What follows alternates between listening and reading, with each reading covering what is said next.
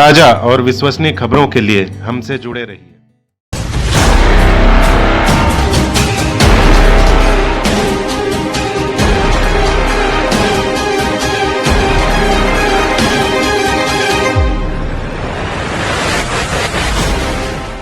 Corona से मौत हुई हो या फिर सामान्य मौत, फजीहत तो सभी को हो रही है। जानिए कैसे। देवास जिले में कोरोना की भयावहता लगातार बढ़ती जा रही है। हर दिन ही दर्जनों पॉजिटिव केस सामने आ रहे हैं, जबकि कईयों ने कोरोना की वजह से अब तक दम तोड़ दिया है। लेकिन सरकारी आंकड़े चौंकाने वाले हैं, क्योंकि सरकारी आंकड़ों में अब तक कोरोना संक्रमित केवल 19 लोगों की ही मौत की पुष्टि की जा रही है, जबकि मुक्तिधाम कब्रिस्तान पर इससे अधिक लोगों को कोरोना प्रोटोकॉल के तहत अंतिम विदाई दी गई। देवास शहर के मुख्य मुक्तिधाम सहित कब्रिस्तानों की बात की जाए तो यहाँ हर दिन कुछ महीनों पहले की तुलना में औसत से अधिक लोगों के अंतिम संस्कार अथवा दफनाने के लिए लाया जा रहा है। आज ही मुक्तिधाम में कोरोना संक्रमित 2 लोगों का अंतिम संस्कार कोरोना प्रोटोकॉल के तहत किया गया। पहले तो उपचार के दौरान इनकी फजीयत हुई और फिर अंतिम संस्कार के दौरान भी शांति से अंतिम संस्कार भी नहीं हो पा रहा है। हुआ यूं कि आज दोपहर करीब 12 बजे और 1 बजे के बीच 2 शव कोरोना प्रोटोकॉल के तहत एम्बुलेंस व शव वाहन के साथ पुलिस की मौजूदगी में लाए गए। मुक्तिधाम के एक कोने में इनके अंतिम संस्कार की व्यवस्था है, लेकिन यहाँ भी फजीयत हुई, क्योंकि मुक्तिधाम के गोदाम में रखी लकड़ियाँ काफी गीली है।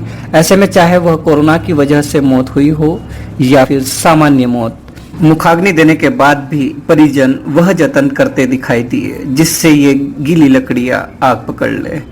इसके लिए यहाँ देखने में आया कि दोपहर के समय 4 चिताएं जल रही थी, लेकिन लकड़ियाँ आग पकड़ने के बजाय केवल धुआं उगल रही थी।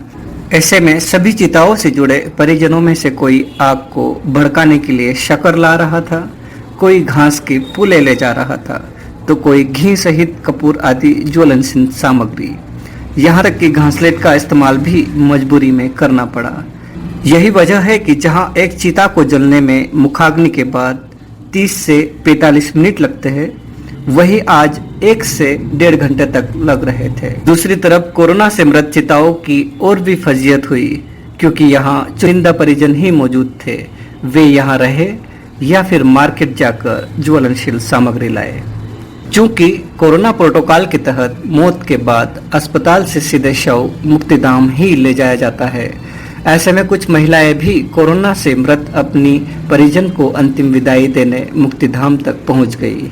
उनका रो रो कर बुरा हाल हो रहा था, लेकिन प्रोटोकॉल की वजह से वे अपने परिजन के अंतिम दर्शन तक नहीं कर पाई। तो दूसरी तरफ उस समय इनकी पीड़ा और बढ़ गई, जब लकड़ियां गीली होने से चिता आग नहीं पकड़ पा रही थी। जैसे तैसे परिजनों ने ढांढस बंधाया और इन्हें यहाँ से रवाना किया। ऐसे में यह सवाल उठता है कि या तो मुक्तिधाम प्रबंधन समिति ने बारिश को देखते हुए सूखी लकड़ियों का संग्रह ही नहीं किया, या फिर हर रोज इतनी चिताएं जल रही है कि सूखी लकड़ियां ही खत्म हो गई। यदि आंकड़ों की बात की जाए तो पिछले 1 महीने में 430 से अधिक शवों का अंतिम संस्कार मुख्य मुक्तिधाम पर हुआ है। इन आंकड़ों को देखते हुए इस बात से इनकार नहीं कर सकते कि ये आंकड़े कोरोना ने ही बढ़ाए हैं। बहरहाल जो भी हो, लेकिन कोरोना की वजह से स्थिति विकराल होती जरूर दिखाई दे रही है।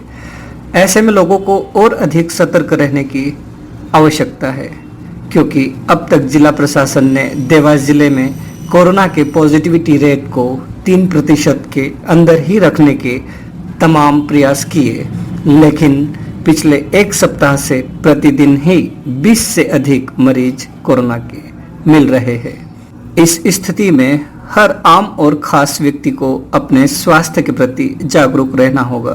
तो मुक्तिधाम प्रबंधन समिति को भी सूखी लकड़ियों का माकूल इंतजाम प्राथमिकता के साथ करना चाहिए। इसलिए आप भी भीड़ भाड़ वाले जगहों से दूर रहे, घर पर रहे, सुरक्षित रहे।